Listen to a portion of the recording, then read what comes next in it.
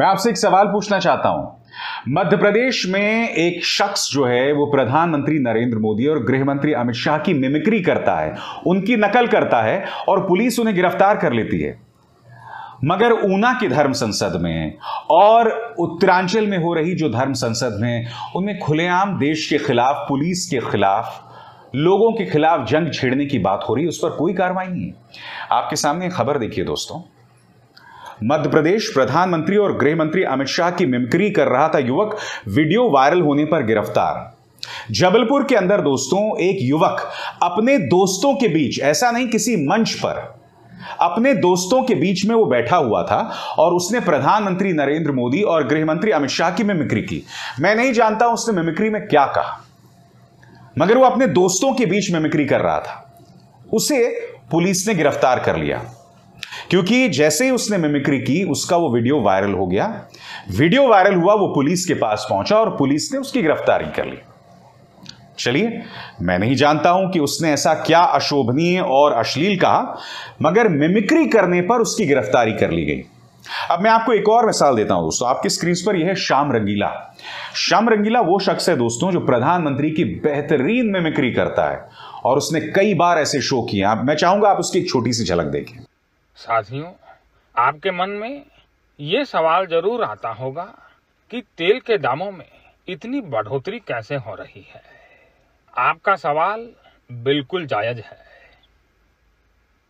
मेरा बहुत पहले से सपना था कि जनता के पास खुद का तेल हो, और इसलिए आज जब तेल के दामों में इतनी बढ़ोतरी हो रही है, मैं देख रहा हूं कि देश की जनता का खुद का तेल निकल रहा है, और इसलिए केवल पेट्रोल डीजल ही नहीं, हमने अन्य तेल के दामों में भी बढ़ोतरी की है। देखा आपने, श्याम रंगीला ने अभी अभी एक ट्वीट किया है। इस ट्वीट में श्याम रंगीला ये कह रहा है, जो आपके सामने ये ट्वीट, कि जो बड़े बड़े चैनल्स हैं ना, अब उसे नहीं बुलाते हैं क्योंकि वो प्रधानमंत्री की मिमिक्री करता है। मैंने श्याम रंगीला को कई बार देखा है दोस्तों, और मैंने कहीं पर भी श्याम रंगीला के हाव भाव में कोई अश्लीलता नहीं देखी है। यानी कि प्रधानमंत्री की वो मिमिक्री या उनकी नकल जरूर करता है, वो राहुल गांधी की भी नकल करता है, मगर उसने कभी भी इनके बारे में कोई अश्लील बात नहीं की। देखिए श्याम रंगीला क्या कह रहे हैं। प्रिय प्रधानमंत्री श्री नरेंद्र मोदी जी, मैं एक छोटा सा कलाकार हूं, आपकी वह कई लोगों की मिमिक्री करता हूं। दुखद है कि मैं ये कभी टीवी पर नहीं कर सकता क्योंकि टीवी चैनल के लोग आपसे डरते हैं। आपको तो मजाक भी पसंद है, फिर भी वे क्यों डरते हैं आपकी मिमिक्री से? क्या आपकी मिमिक्री जुर्म है? आगे श्याम रंगीला क्या कहते हैं। लाफ्टर चैलेंज 2017 के बाद कई बार टीवी शोज से बात हुई, लेकिन अंत में सभी ने यही कहा कि श्याम, चैनल आपके लिए इजाजत नहीं दे रहा। आज भी हुआ, इसलिए 5 साल बाद इस पर लिखने पर मजबूर हुआ। क्यों, आखिर क्यों मिमिक्री से इतना डरते हैं सब? सोशल मीडिया ना होता तो ये रंगीला कब का खत्म हो गया होता। सोशल मीडिया पर आप सब ने मुझे हमेशा किसी टीवी शो से बढ़ के ही प्यार दिया है, इसलिए आज आप सबका शुक्रगुजार हूं। और जैसे कि आप देख सकते हैं, ये खबर अखबार में भी छपी। अखबार की एक कतरन कहती है, आपकी मिमिक्री करता हूं इसलिए काम नहीं मिलता। इस पर श्याम रंगीला ने क्या कहा है आपकी स्क्रीन पर। बात सिर्फ मेरी ही नहीं है, 7 साल में मैंने तो टीवी पर किसी को नहीं देखा जो मोदी जी के बारे में कुछ बोले या मजाक करे।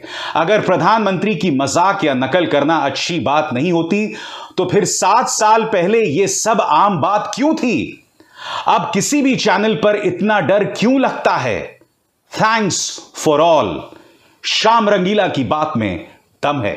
अब मध्य प्रदेश पुलिस ने जिस व्यक्ति को गिरफ्तार किया है, मैं सोच रहा हूं उसका गुनाह यह है कि वो प्रधानमंत्री की मिमिक्री कर रहा था, या उसका गुनाह यह है कि उसका नाम आदिल था। आदिल, खेला समझ गए? तो जैसे कि मैं बता रहा था आपको कि श्याम रंगीला को अब चैनल्स नहीं बुलाते हैं, और चैनल्स उससे ये कहते हैं कि भाई हम आपको इसलिए नहीं बुला सकते क्योंकि हमें कहा गया है कि श्याम रंगीला जो है वो प्रधानमंत्री की मिमिक्री करता है, इसलिए आप इसे मत बुलाइए। यह गुनाह हो गया उसका दोस्तों। जबकि प्रधानमंत्री खुद कहते हैं कि हंसी मजाक कीजिए, मजाक उड़ाना है उड़ाइए। और यह हाल है कि मिमिक्री करने वाले को या तो रोजी रोटी नहीं कमाने दी जाएगी या इस तरह से गिरफ्तार कर लिया जाएगा। मैं ये बात स्पष्ट कर दूं, अगर कोई अपनी परफॉर्मेंस में, मिमिक्री में कोई अश्लीलता कर रहा है तो उस पर यह कार्रवाई होनी चाहिए, मगर अगर वो अपने दोस्तों के बीच में बैठकर कर रहा है, किसी सार्वजनिक मंच पर नहीं कर रहा है, तो फिर उस पर यह कार्रवाई क्यों? और दूसरी तरफ लोग जहर उगल रहे हैं, उन पर कोई एक्शन नहीं हो रहा है। आपके सामने दोस्तों ये मिसाल देखिए, ये हैं प्रबोधानंद और ये भाषण दे रहे हैं। प्रबोधानंद इसमें कह रहे हैं, आलिशान जाफरी ने ये ट्वीट किया है कि हर मुसलमान शांति के लिए खतरा है और वो एक पागल जिहादी बन गया है। मुझे अदालत का डर नहीं है और मैंने जो बात हरिद्वार में कही वो फिर दोहराऊंगा कि हमें इन जिहादियों को खत्म कर देना है और हम इसके लिए काम कर रहे हैं। क्या प्रबोधानंद पर कोई कानूनी कार्रवाई हुई? मुझे बताइए आप। क्या उन पर कोई एक्शन होना चाहिए या नहीं होना चाहिए? यह आदमी शांति भंग कर रहा है या नहीं कर रहा है? अब यह खबर देखिए दोस्तों, आप जानते हैं कर्नाटक के धारवाड़ में एक गरीब मुसलमान के ठेले को पलट दिया गया था, उसके तमाम तरबूजों को सड़क पर फोड़ दिया गया था। जिन लोगों ने किया वो बेल पर रिहा हो गए। अब ये वीडियो देखिए दोस्तों, उनको सम्मानित किया जा रहा है। बहुजन संघर्ष मोर्चा नाम की ट्विटर हैंडल लिख रहा है, कर्नाटक के धारवाड़ में गरीब तरबूज वाले नबी साहब किलेदार की दुकान बर्बाद करने वालों का हुआ सम्मान। आरोपी श्रीराम सेना के 4 सदस्यों को बेल पर रिहा कर दिया गया। यानी कि जो लोग हिंसा का इस्तेमाल कर रहे हैं उन्हें सम्मानित किया जा रहा है। मैं आपसे पूछना चाहता हूं क्यों? और अब ये वीडियो देखिए, ये वीडियो है गुजरात के गीर का। वहां पर एक शहर में एक धार्मिक स्थल, एक मुस्लिम धार्मिक स्थल पर चढ़कर भगवा झंडा लहराया गया। क्या ये भड़काऊ नहीं है? इन पर कोई एक्शन हुआ? कोई मिमिक्री कर रहा है, उसे आपने गिरफ्तार कर लिया। वो आप जाने आपने क्यों गिरफ्तार किया है।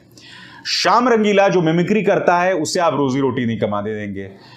चैनल्स में हो जाएगा, चैनल उसे कह देंगे नहीं साहब आप मोदी जी की मिमिक्री करते हैं, आपको हम नहीं बुलाएंगे। दूसरी तरफ ये महानुभाव समाज के अंदर द्वेष फैलाने के लिए लगातार काम कर रहे हैं। ये दंगे भड़काने वाले काम है, इन पर कोई एक्शन नहीं हो रहा है। आपने अंदाजा लगाया है कि देश को किस तूफान में, किस आग में ढकेला जा रहा है? सोचिएगा मेरी बातों को। मेरी बातों पर बुरा मानने से कुछ नहीं होगा, उस पर सोचा कीजिए, विचार कीजिए कि आप समाज, बतौर समाज कहां से कहां जा रहे हैं, बद से बदतर होते जा रहे हैं। इस बात पर गौर कीजिएगा। अभिसार शर्मा को दीजिए इजाजत। नमस्कार। स्वतंत्र और आजाद पत्रकारिता का समर्थन कीजिए, सच में मेरा साथी बनिए। बहुत आसान है दोस्तों, इस ज्वाइन बटन को दबाइए और आपके सामने आएंगे ये 3 विकल्प, इनमें से एक चुनिए और सच के इस सफर में मेरा साथी बनिए।